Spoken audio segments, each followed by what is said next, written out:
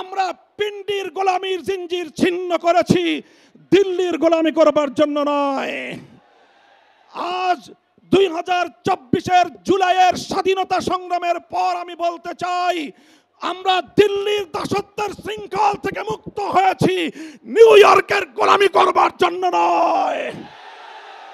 যদি বাংলাদেশকে ওয়াশিংটনের দাস পরিণত করবার কোনো পায়তারা করা হয়, আর যদি হিউম্যানিটারিয়ান করিডোরের নামে আমার বাংলাদেশের বুকের উপর দিয়ে যদি বাংলাদেশের সার্বভৌমত্ব স্বাধীনতা হরণ করবার জন্য আমার স্বাধীন জনপদের 1 ইঞ্চি মাটি কেড়ে নেওয়ার জন্য যদি এই অপতৎপরতা চালানো হয়, চলমান এই অপতৎপরতা যদি বন্ধ না করা হয়, তবে আমি সারা দেশের দেশপ্রেমিক জনতাকে উদাত্ত আহ্বান জানাবো, যুদ্ধের প্রস্তুতি নাও, দেশের জন্য যুদ্ধের প্রস্তুতি নাও।